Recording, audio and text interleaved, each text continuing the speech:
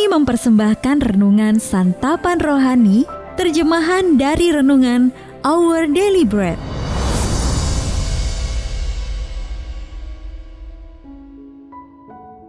Untuk menerima notifikasi video baru kami, silakan tekan tombol subscribe dan tanda lonceng di bawah ini. Sahabat ODB, pembacaan Alkitab hari ini terambil dari Efesus pasal yang kedua, ayat yang pertama sampai dengan ayat yang ke-10. Efesus pasal yang kedua, ayat yang pertama sampai dengan ayat yang ke-10. Semuanya adalah kasih karunia. Kamu dahulu sudah mati karena pelanggaran-pelanggaran dan dosa-dosamu. Kamu hidup di dalamnya karena kamu mengikuti jalan dunia ini, karena kamu mentaati penguasa kerajaan angkasa, yaitu roh yang sekarang sedang bekerja di antara orang-orang durhaka. Sebenarnya dahulu kami semua juga terhitung di antara mereka.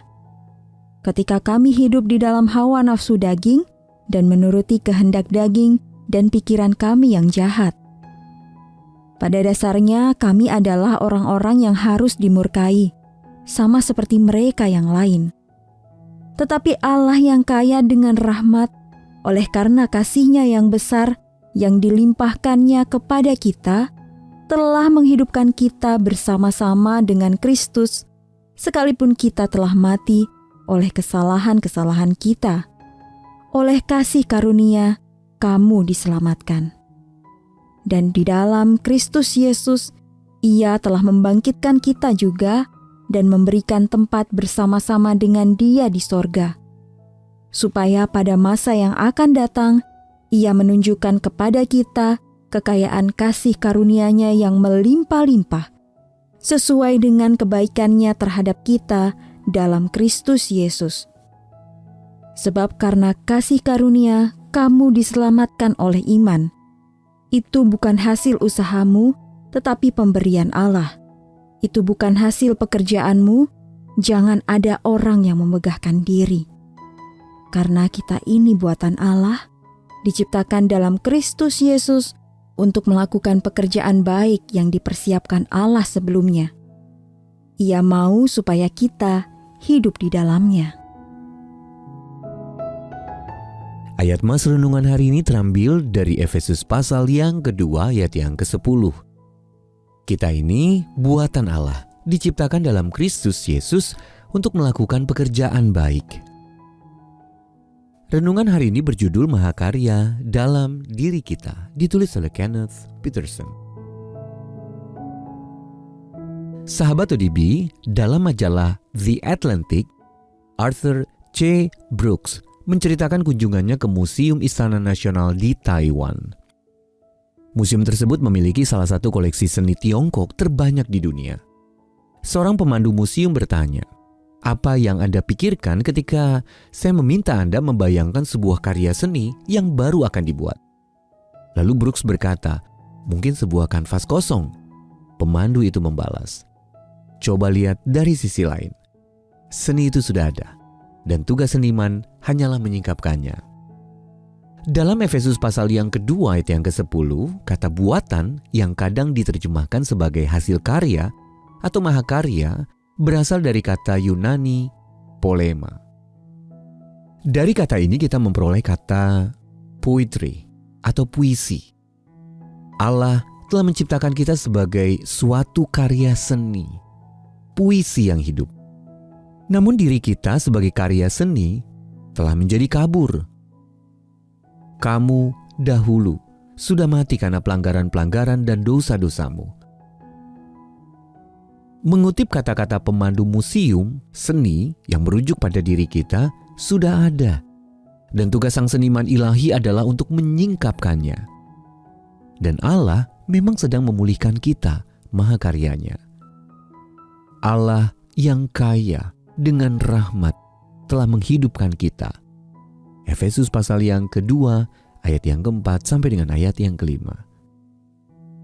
Jadi saat kita menghadapi berbagai tantangan dan kesulitan, kita dapat terhibur karena mengetahui bahwa sang seniman ilahi sedang bekerja. Allah lah yang mengerjakan di dalam kamu baik kemauan maupun pekerjaan menurut kerelaannya. Filipi pasal yang kedua ayat yang ke-13. Ketahuilah bahwa Allah terus bekerja di dalam diri Anda untuk menyingkapkan maha karyanya. Sahabat ODB, dalam hal apa saja, karya seni diri Anda sebagai mahakarya Allah telah menjadi kabur. Lalu bagaimana Anda merasakan Allah bekerja dalam hidup Anda sekarang ini? Mari kita berdoa. Allah pencipta kami, terima kasih karena Engkau telah menjadikan diriku sebagai salah satu maha karyamu. Amin.